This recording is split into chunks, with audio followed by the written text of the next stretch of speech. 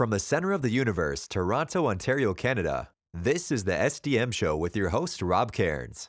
The SDM Show focuses on business, life, productivity, digital marketing, WordPress, and more. Sit back, relax, grab your favorite drink, and enjoy the show. Here is Rob. Hey everybody, I'm Rob Cairns.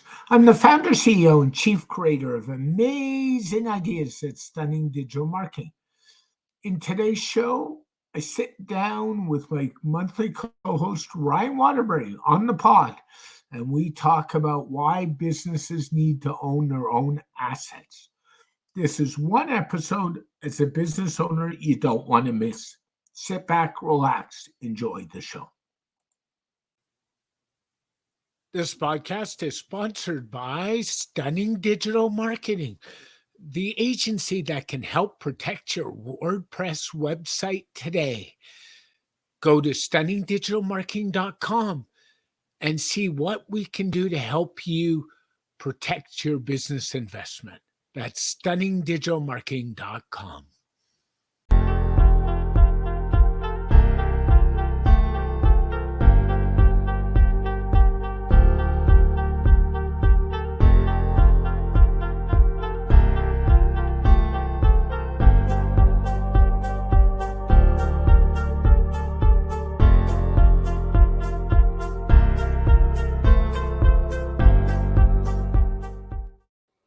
Hey everybody, Rob Cairns here, and on the pod today we have Mr. Ryan Waterbury, my monthly co-host. Hey Ryan, how you doing, man?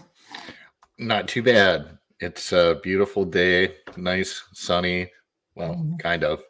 No rain. I should be recording this podcast on my back deck right now. Actually, it's starting to overcast, but if we did it an hour ago, we would have had sunshine in the background. So there you go. It's that Minnesota rain that I think is coming east again. Again. Yes. You know how that goes, right? It either goes east or goes south or goes north. Choose your poison. Exactly. Yeah. And, at the time of this record, I'm just glad I'm not a hockey coach in Toronto these days, because I don't know if you've seen the news, but the Toronto Maple Leafs coach got fired this morning. The biggest shock of the sports world. Not. He should have been. And Leaf Nation is about to have a mutiny, and I don't like Leaf Nation, so I'm saved. So there you go.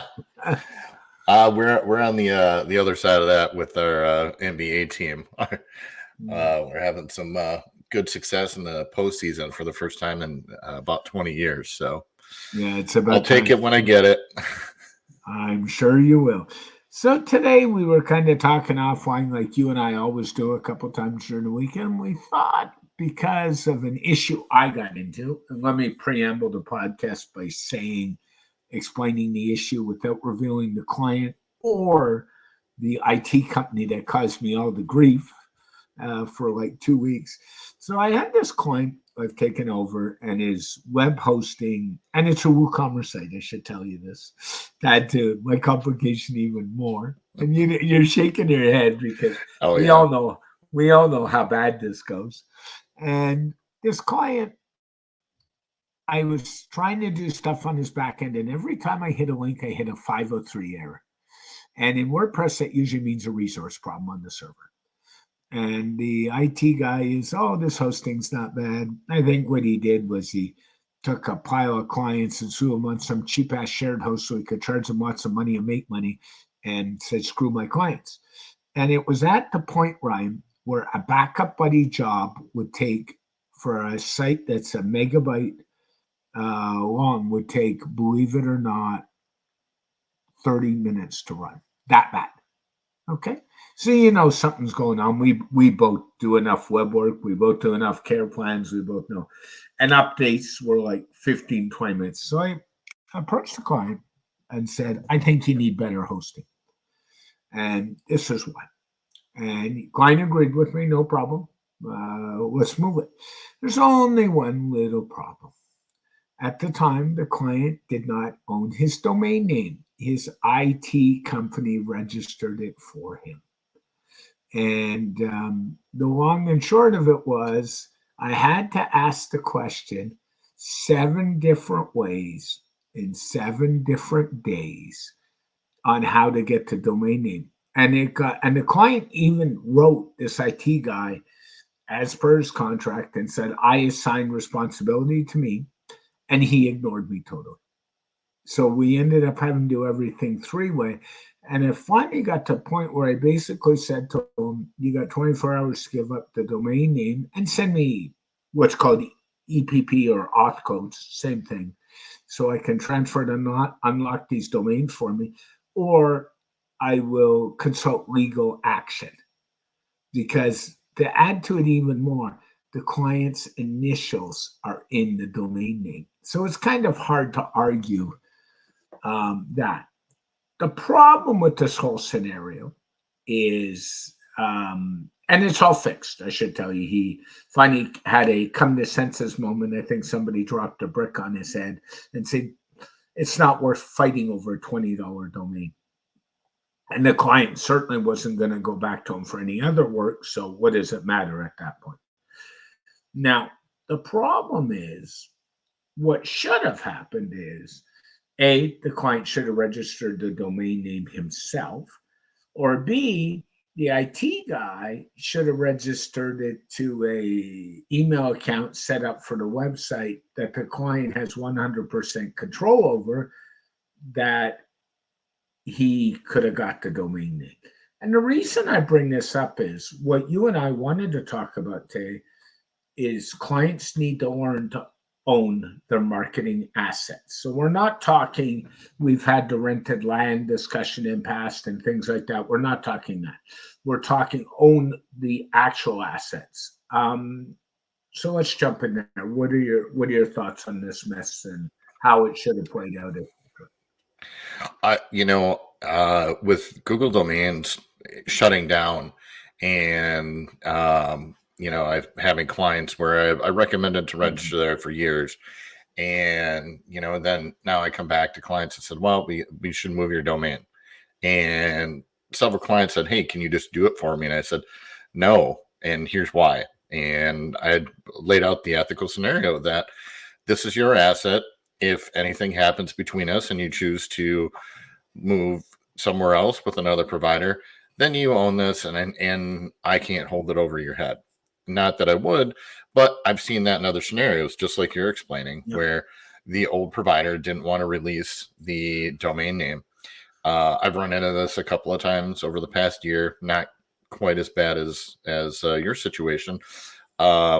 And worst case scenario, one client I'm working with right now, they were able to get their domain name, but all their Google accounts, analytics, search console, historical data, gone. Yeah. And they had to completely rebuild their website from scratch on a new platform because the old provider wouldn't release it. And that's really frustrating. And it gives ethical providers like us, a bad name out in the industry. And I think that's a lot of times one of the reasons why people have a bad taste in their mouth when we talk about digital marketers out in the wild.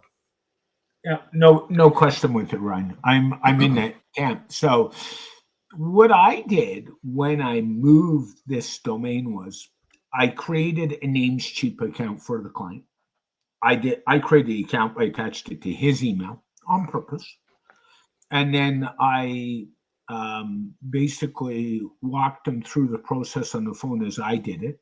Now, when you do a domain transfer, we all know it requires extended registration by a year. So the client, because there's a trust level between the client and I, he had me put his credit card details in for him. So he got billed directly for his domain. So there's proof of ownership. And then once they transferred, I actually logged into the Namescheap account after discussing it with the client. And Namescheap, GoDaddy, other domain registers, if you have an account on that register, they'll let you proxy the domains. So I basically proxied the domains to myself, gave me full access to the domain. So I don't own them. They're in his own account. And then said to the client, do me one favor, change the password on your master domain register account and do it now. And he did that right away. And then I said to him, also do me one more favor, turn two-step authentication on that domain register account now. Mhm. And he did that too. So I want the client to totally protect himself and own his asset. So that's how I handle this. Now, I'll share with you another scenario that's really worse. When I started in this business, one of my oldest clients, and I will name them, shout out to the Burlington Conservative Association for the federal party. I took over their website many, many years ago. I think we're going on about 12 or 13. And they had a previous web developer, no matter what I said, they would not give up the domain. And they registered. And I knew it was going to expire in the middle of us building the new website. Do you know I had to wait the whole 90-day grace period and watch it every day to make sure that domain did not get picked up? And when the 90-day grace period expired, had the client jump in and re-register their own domain? Can you believe that? I can, and just seeing the things out there. I've had 2 in-office sessions with 2 different clients, the few that I have locally, to walk through transferring their own domains and making sure that they own them, because I've seen those disputes, and you got lucky that that person let it expire. I have, several months and weeks warnings on all the domains for my clients, all my own domains. So I can alert that, hey, you should probably renew it.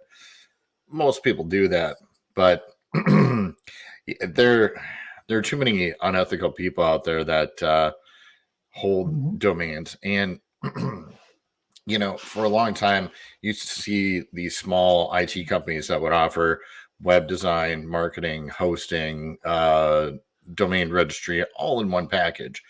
And these older companies where they, have reseller accounts for all that stuff, I haven't seen that in like 10, 12 years, doing those full service, but there's still some out there. And those are the ones that I see more often than not having trouble releasing those domains.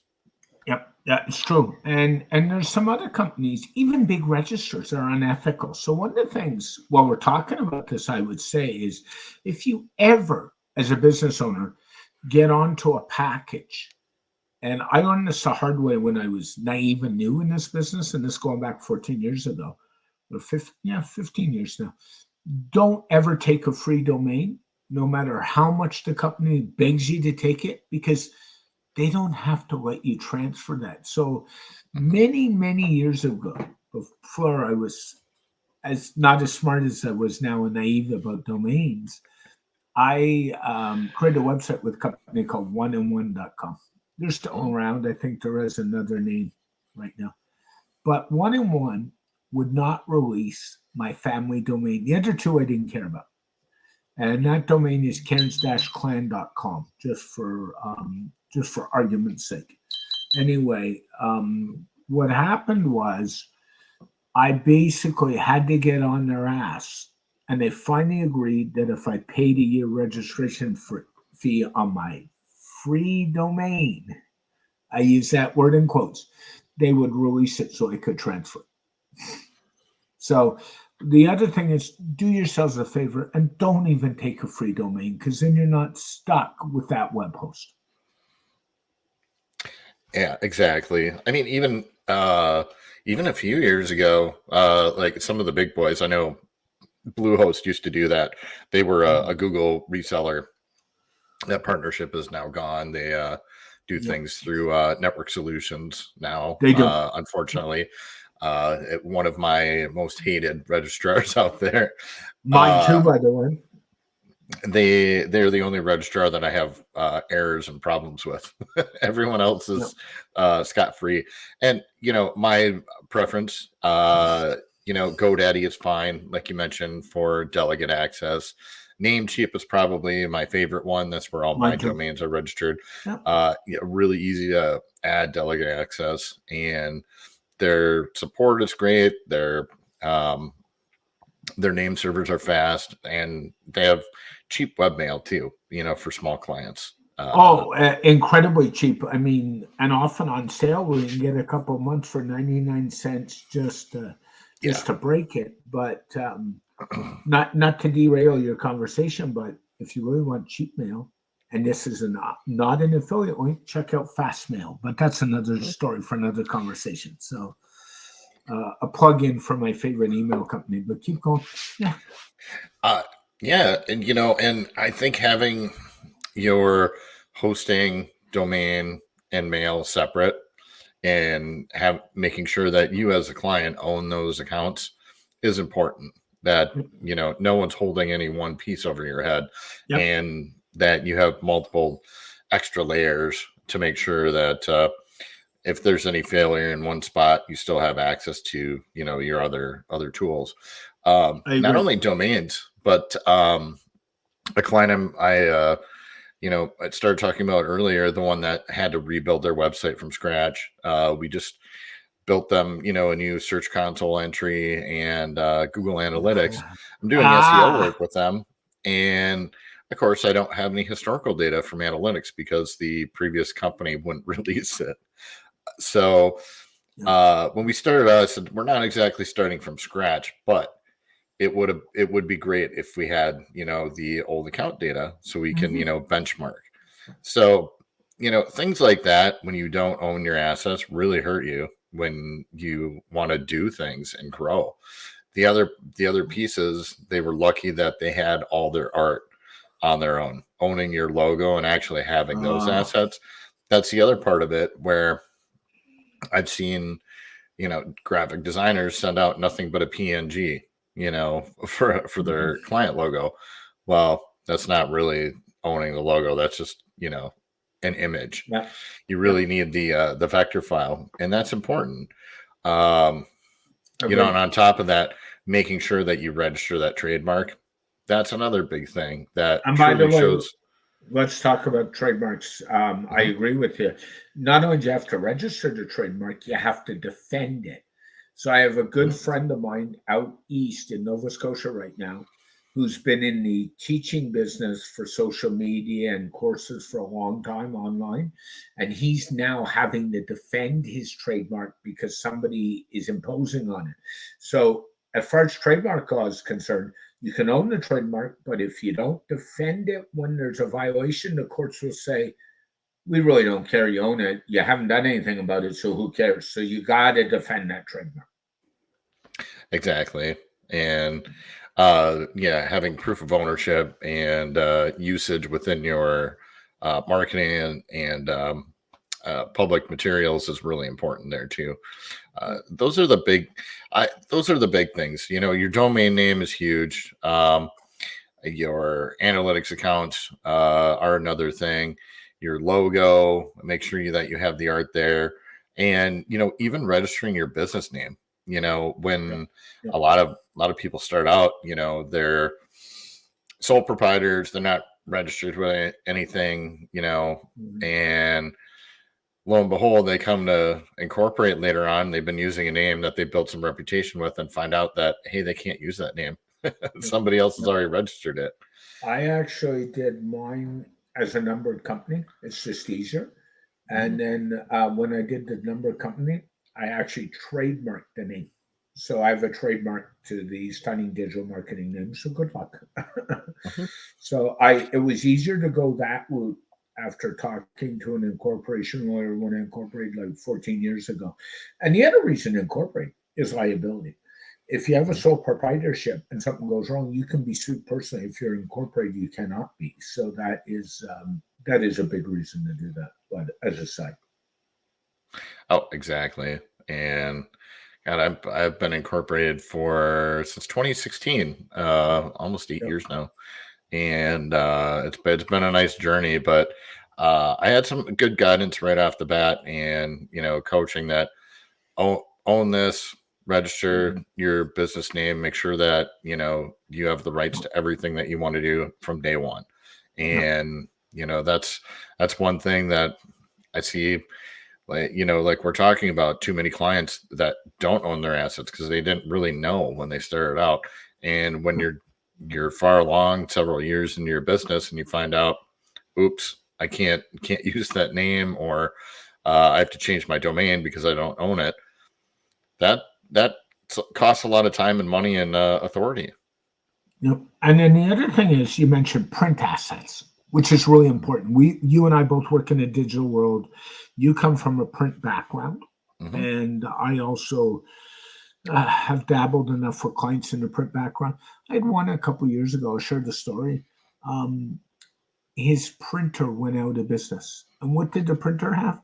The business card layout, the logo layout, the. Fortunately, in a side project, I had asked the printer for all that information for something else, including what fonts, everything else. So I had it all. And he called me up one day and he said, I got a problem. My printer's gone out of business.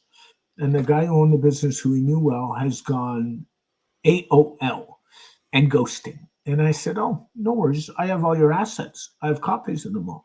But the business owner needs to make sure he's got those copies too. Like, he's got to protect his business and his ability to market his business in the long term. Exactly. But I find so many clients that start out, and some of my favorite clients are ones that have grown past the DIY stage, and then we get to this point where we find out all these things that they don't have the logo, and or they don't have brand assets, and so a lot of it's education, and some people just don't know any better when they start out. So when I work with brand spanking new clients, new entrepreneurs, we go through this checklist and register your business name. Make sure you register your domain name. And I walk through all these things, not just as a web designer or a web professional, but a business consultant, just to make sure that they're protected. And and make sure you have the right licensing for what you're buying. So I'll give you an example of that. If you've been a regular listener to this podcast, I have a red voiceover that starts the podcast that I had professionally done. Not only did I have to pay for the voiceover, I had to pay for the proper commercial license to be able to use that on a podcast. Believe it or not, that was part of the deal. So you got to make sure licensing tier is the same. And that includes photos, that includes any assets that you use, that includes fonts you use, etc., etc., etc. Audio, video that you use. Everything has a license attached to it, and you have to make sure that you are allowed to use what you've created or have created for you. Yep. And I think, I just feel like we're pounding brick walls on this one sometimes. Every time I think we've educated 20 clients, you and I both run into one that's like, I didn't know. Oh, I'm not technical. I'm not this. I'm not that. And then it turns into this whole hodgepodge of a disaster, right? Exactly. And I enjoy helping out those clients, but starting off with those projects, when you start seeing those red flags that they might not own what you need to get the project done correctly, that gets frustrating, and clients get frustrated, and they find out real quick that they like you said, they're not technical. They don't do this every day, and they don't know what they don't know. And so just have to be patient, educate them on why they need these things, and move forward. But yeah, it's at least once or twice a year when I work with clients where we find these things out and have to jump through extra hoops to get stuff moved around. So to kind of help some clients, which just three takeaways on how they can protect themselves real quickly. And I'm not saying don't come to somebody like you or I for help. That's why we're here and in business. But how would you suggest to them right off the top? Right off the bat, if you're a new business owner, I actually wrote a blog about that, finding your business name, registering your business name, and then I did a follow-up one with look for your domain name before you register your business name, because those kind of go hand in hand too. That make sure that you register your business and your domain name yourself. That's step one. And step two is not just a logo. You need full branding. I'm going to pitch that. A logo isn't a brand, but make sure that you own your branding and that you have licensure to use your logo. Make sure you get it trademarked. Good graphic designers out there will always help you with that. And don't go to Fiverr. I know it's cheap, but they're not going to help you trademark your logo. Using a professional graphic designer that's ethical, they're going to know and guide you. And that's the other part of it. Work with people that you trust and that will help you, like yourself, like myself, and some of our other colleagues that we talk with on a daily basis that, be ethical and try and work with ethical people.